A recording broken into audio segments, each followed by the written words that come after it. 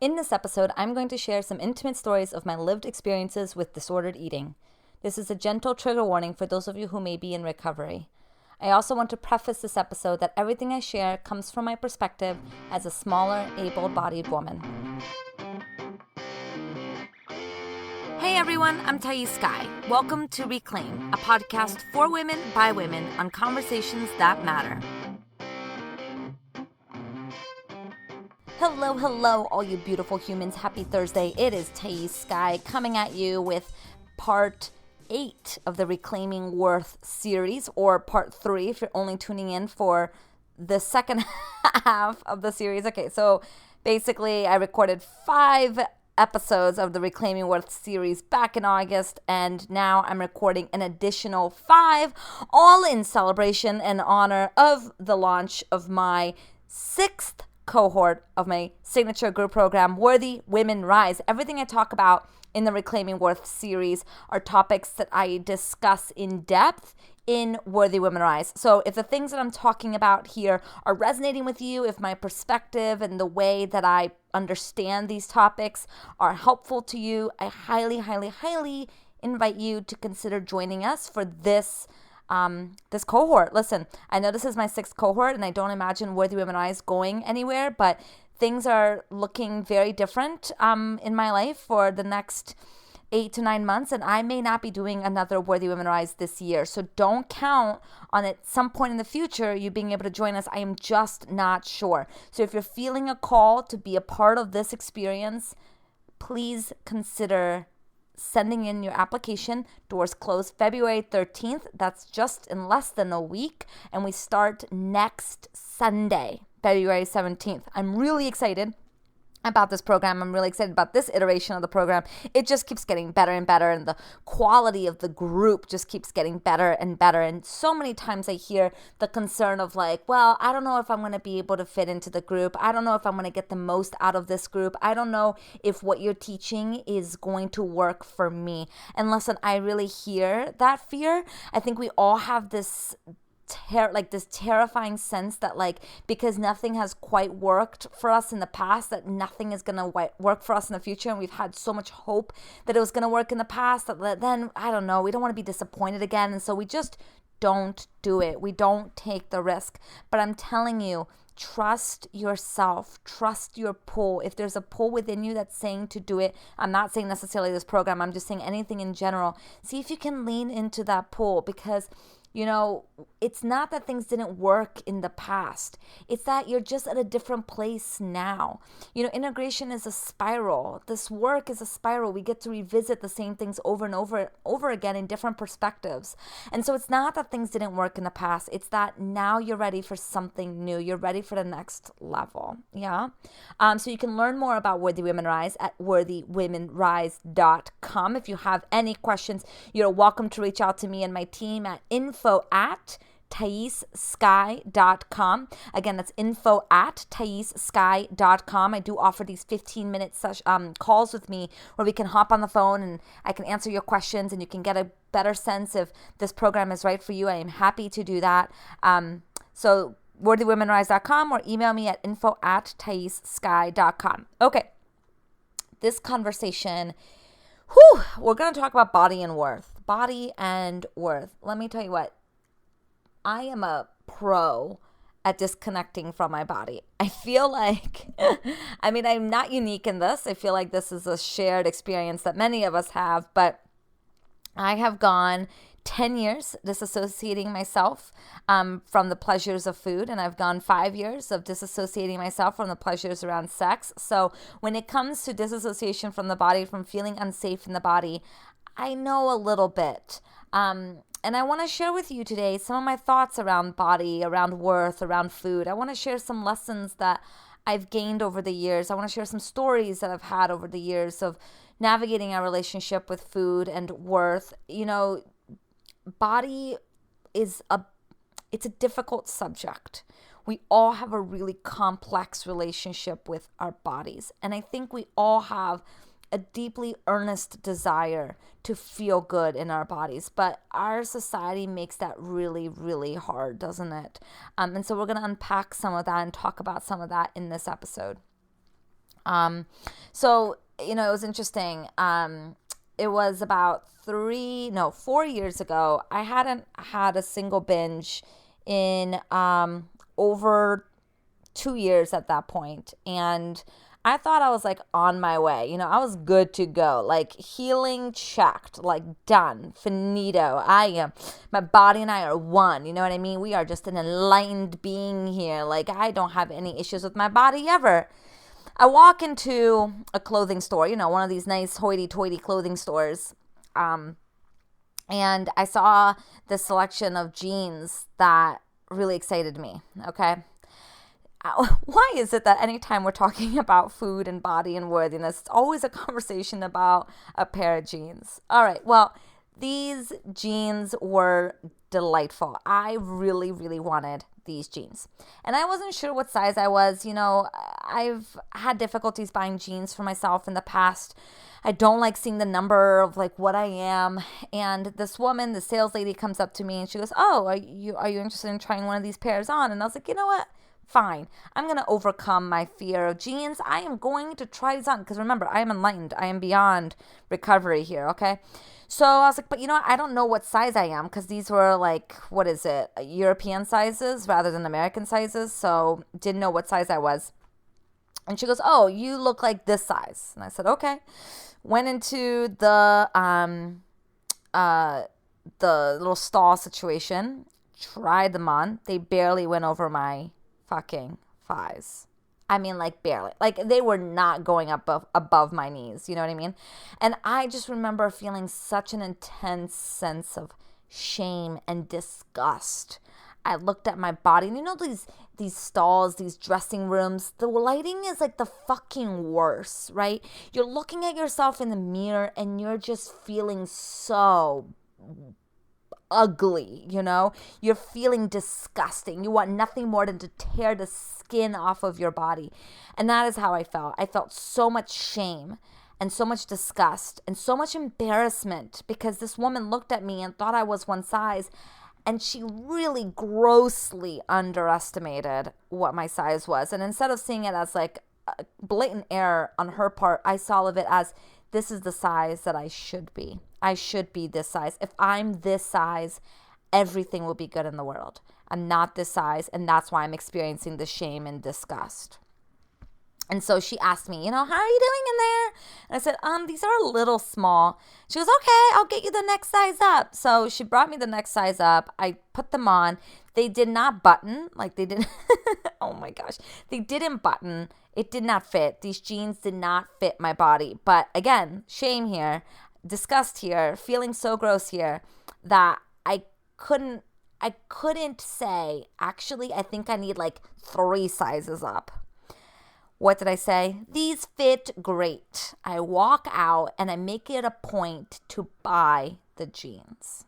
Why am I bringing this up? Well, if you follow me on Instagram, if you're checking out my Instagram stories at all, you know that this past weekend I pulled out every single item of clothing in my closet and I went through every single piece of clothing, very Marie Kondo style, and decided if I was really in joy and love with this piece of art clothing, like, do I wear this and feel really good about myself? Or do I own this because I feel like I should? Or do I own this because you never know? Or do I own this because someday it will fit me? And these jeans came up, these beautiful jeans that I've never worn. And actually. I wore them once and I wore a big chunky sweater over it so that nobody could see that it didn't fit. I just didn't button them, So, worn them once. What do I do with these jeans? And I remember having the dilemma again of like, well, maybe someday I'll fit into these again. And I had to have a real serious conversation with myself of like, why am I depriving myself the joy and pleasure of having clothes that fit me? And so I departed. I got rid of the jeans. And let me tell you what, it's not about the jeans, right? Do you know what I'm talking about? It's not about the jeans.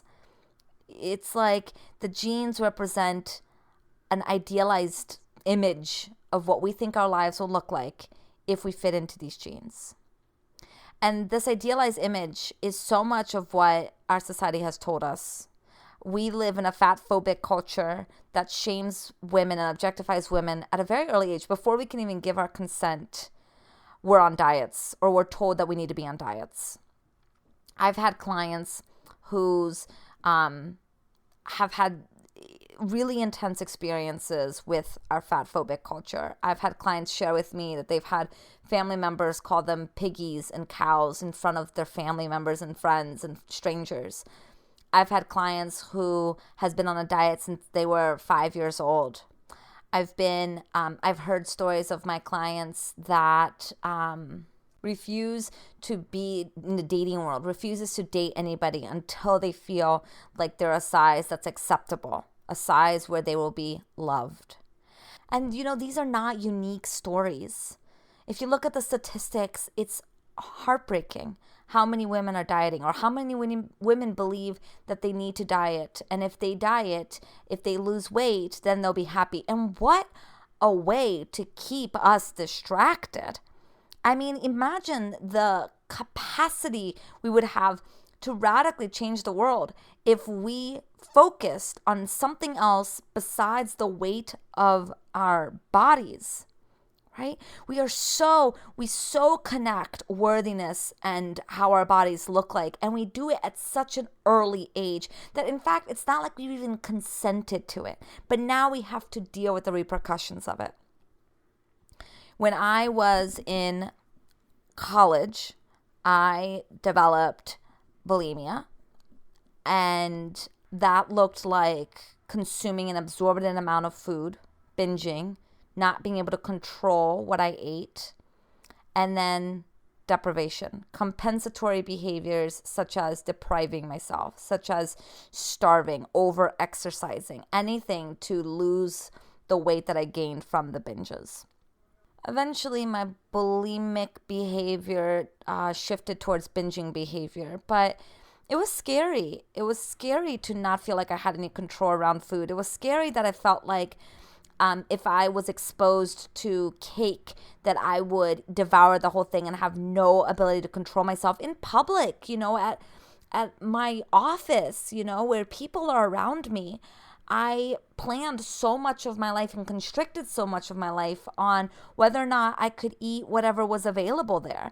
I would eat by myself because I was embarrassed to eat with people, or I would eat with people so that it would prevent me from binging, and then I would just binge, but very secretly. I would sneak into the bathroom and consume cookies.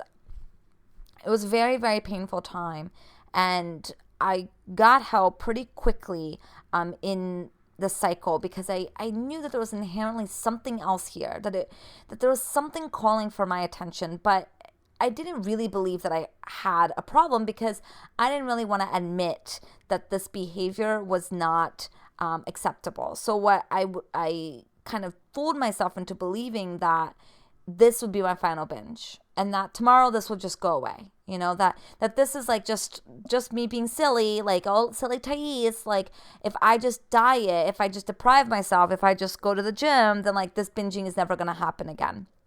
And then I would go a week and I would binge. I'd go a few days and then I'd binge. And so the binging wouldn't go away. But acknowledging that I had a problem, acknowledging that this behavior was not normal, that I was contorting my life around food, constantly obsessing over food, that the fact that this was actually sucking my soul, I didn't want to admit to it, because once you admit to something, you have to then do something about it. And I was terrified to face this, because I was terrified that I was actually broken. I was terrified that there was no healing available for me, that there was nothing that I could do, that this was going to be the way I was going to be forever. And so I just wouldn't look at it. I wouldn't deal with it. I pretended like it didn't exist. And so, here's one of the big kind of understandings that I've gotten from that experience is that, it's not really about the food. The behavior is coming from a deeper trauma. It's coming from a deeper desire within you for attention. There's something within you that has been signaling to you for years and years and years that there's something that needs your attention. And when the body does not get our attention, it finds a louder way. For me, it was binging and bulimia, but it can look so different for many people. It can look like disease in the body. It can look like headaches, insomnia. There's so many ways that our body's trying to tell us, hello, I need your attention. And because so much of our pain and our suffering in our childhood is stored in our bodies, it makes sense that it comes out through food. It makes sense that it comes out through our bodies. So this is one of the big things that I had to really start to grappling my mind with, is that it's not actually about the food. The food, the binging, the body, it was all a distraction.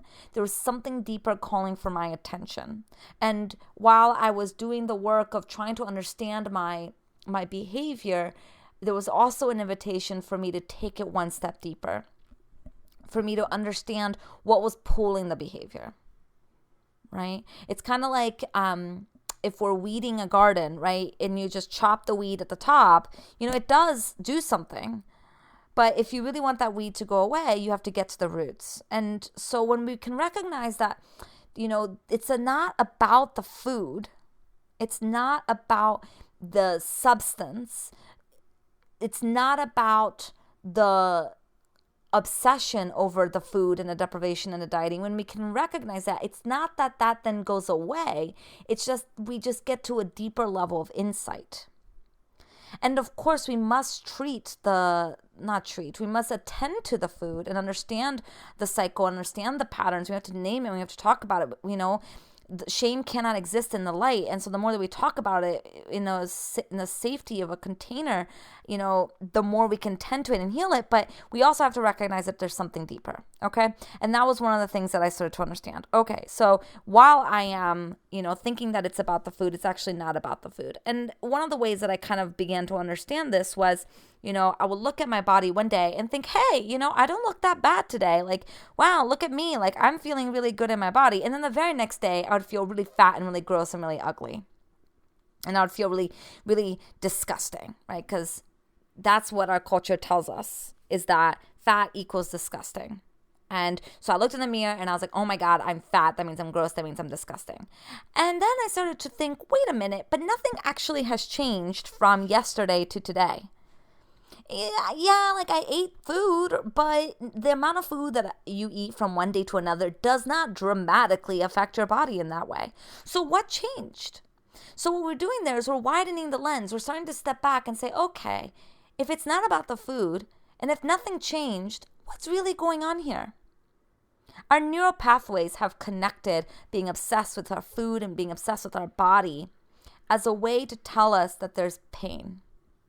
And so can we take a step back and can we really look at, okay, then what is the pain?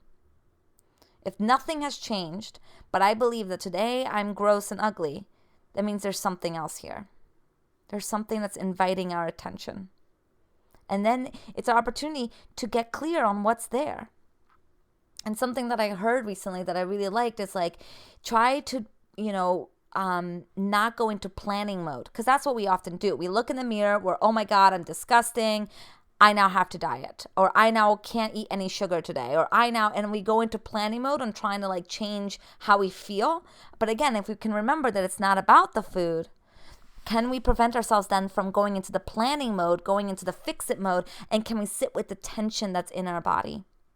Can we expand our capacity to be with uncomfortable emotions? I know I talk about this all the time, but I'm telling you, being with and holding space for our uncomfortable emotions is the crucial key that we are so missing from so many conversations on healing our wounds. We dive into this in a really big, hardcore way in Worthy Women Rise. I mean, we talk about emotions and emotional intelligence and emotional resilience a lot because I believe that it is key. And so when we can hold the tension of like, I'm feeling really uncomfortable in my body right now, but it has nothing to do with my body, what else is here? When we can start to get curious, we expand. We expand our container. And so as I continued on my journey of healing, I started to see my body as a portal to something deeper. A portal, an invitation, a path, a journey, an arrow into deeper wisdom of how to live my life. Because what we have to understand here is that we've all internalized fat phobia.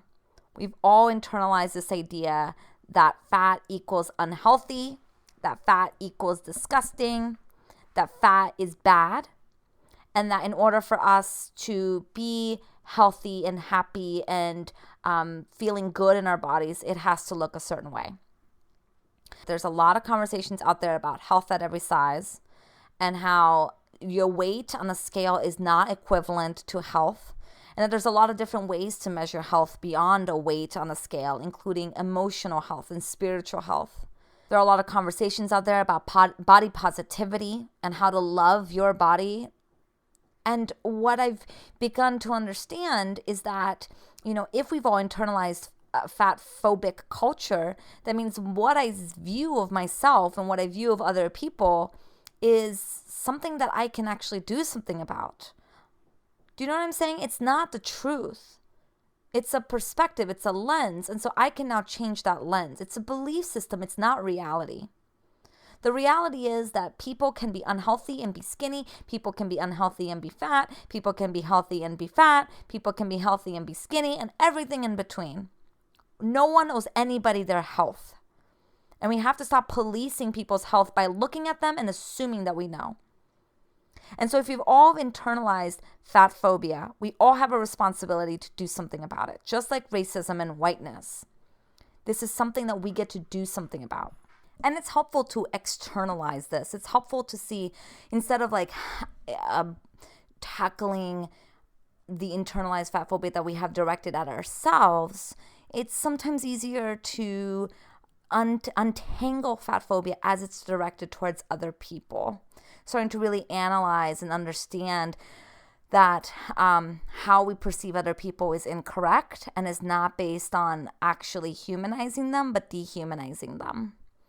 And so that may be helpful for you, following accounts of people who are having these conversations, Instagram accounts, on a daily basis about internalized fatphobia and all of the ways that it's insidiously webbed its way into our culture. It can be really helpful to start to deprogram ourselves from this cultural narrative. And then as we start to untangle it in other people, it can also help to then bring that inward and recognize that we are allowed to extend that same level of compassion to ourselves. And that how our body looks is in no way tied to our worth. It's difficult. There's no arrival point. I see my relationship with my body as just a testament to how I'm feeling in the moment. If I'm feeling really shitty in my body, it's probably because there's some other pain and suffering going on in my life. And if I'm feeling really good in my body, it's probably because I'm feeling really good in my life. And so instead of seeing me feeling bad in my body as a dictate that I'm now bad because I'm not believing in body positivity or whatever, it's just, there's something deeper here. And, as I've felt more and more comfortable with my body and realizing that my body is a portal to something deeper, then I can recognize that the body is in it of itself is not the enemy. And I know that can be hard. I'm speaking as an able-bodied woman. I recognize that this conversation can be different for people who are not able-bodied. And we have to take that with a grain of salt. But, when we can recognize that there is a way that we can be comfortable in our bodies, there's a way that we can accept our bodies. It doesn't mean necessarily that we have to love our bodies all the time, but we can certainly accept and respect everything that it does for us at any given moment, or all the things that it can do for us at any given moment. And I think that that's really important. So I dissociated myself from my body for 10 years as I was navigating my disordered eating. And then just as I thought I was really healing and feeling really good and things were moving forward, I fell into a sexless relationship that I was in for 5 years. And I had fooled myself into believing that I didn't really need sex. And it was only after the relationship ended that I recognized, holy shit, I did it again. I did it again. I disconnected from the needs of my body again. And again, it's not then a form of judgment of, oh my God, I'm bad. It's oh, poor me. Let me be tender to the places within me that is in so much pain, that sees my desire to disconnect as the only way that I know how to navigate my body. And can I be okay with that right now? Okay, so then the other thing that I want to kind of share that I've learned in my journey of understanding my body and worthiness and food is, the pleasure is allowed. I often hear I shouldn't enjoy this food because I'm on a diet, or because I know it's bad for me, or because, I've been taught that sugar is bad. And so it's, something that we can ask ourselves is, how are we depriving pleasure in our lives because we think that we need to be a certain weight before we can allow that pleasure in? If we were at whatever ideal weight we would like, what would we allow into our lives? What would we do? What would we engage in? And then can we do that now? Can we believe that that's allowed for us now? So much of what I see around my clients' relationship with their body is the deprivation of pleasure. And it makes sense that when we deprive ourselves of pleasure, we then want to binge. We then want to overcompensate. And we do this through overspending. We do this through indulging in a lot of sexual activities that doesn't really give us much pleasure, right? We overcompensate in so many ways because we're underfeeding ourselves. We're underfeeding ourselves with things that can provide nourishment and joy, like self-care, like doing things that we love, like wearing comfortable clothing, like just feeling worthy and deserving in the world. Some of the ways that we can, infuse more pleasure, particularly around food and body, is to ask ourselves, like, do we like what we're eating? Not, do I need to eat this or I want to eat this, but like, am I enjoying this? I've done something radical lately where if I'm at a restaurant and I order food and I don't like it and it doesn't come the way that I expected it to, I have the audacity to say to the waiter, I'm not enjoying this. And usually they are happy to take it back and to give me something else. And I know that form of taking up space can be very confronting, and particularly I feel like I'm contributing to the waste of our culture and throwing away food. I recognize that. I sit with that tension. But at the same time, like, why am I eating things that I don't like? I am not a garbage disposal. I am not responsible for consuming food because I don't want it to be a waste elsewhere. I would rather it be a waste in a trash can than be wasting in my body. My body is priority, and I prioritize how it feels more than the waste of the food.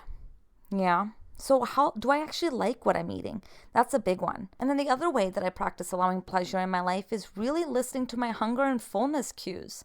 How many of us have never given ourselves permission to actually go hungry? Because the feeling of hunger brings up a lot of stuff. I really notice when I'm hungry and give myself space to feel hunger before I listen to the cue. And then I practice giving myself permission to feel the fullness. Yeah, so this is, again, it's tapping into the body. It's feeling into our body. It's accessing the portal that is our body. And I know I've said that it's not about the food, and it's not about the food. But since we're already using food, why not use food to support our lives instead of take away from it? I know that we think that with the right food, with the right weight, with the right diet, we're going to have everything we want. But really what we're seeking here is control. And so if we can start to heal the places within us, like the worthiness wound that is so desperate for control, what we find is a sense of ease around our bodies. This is a big conversation. And, this episode is just a sliver of what I want to talk about when it comes to food and body and worth, but I feel like it's a good starting point. I hopefully offered you some things for you to be thinking about in terms of your own relationship with your body and where you envision it going. Let me just, as a last note, remind you that you are so much more than the weight on a scale, and that there is no correlation between that number and your worth. I'm sending you all of my love. Thank you so much for being a part of this series. I have been getting astronomical download numbers, which is just the most exciting thing. If you are enjoying the Reclaiming Worth series, please consider sharing it with your community through Instagram stories or Instagram or Facebook.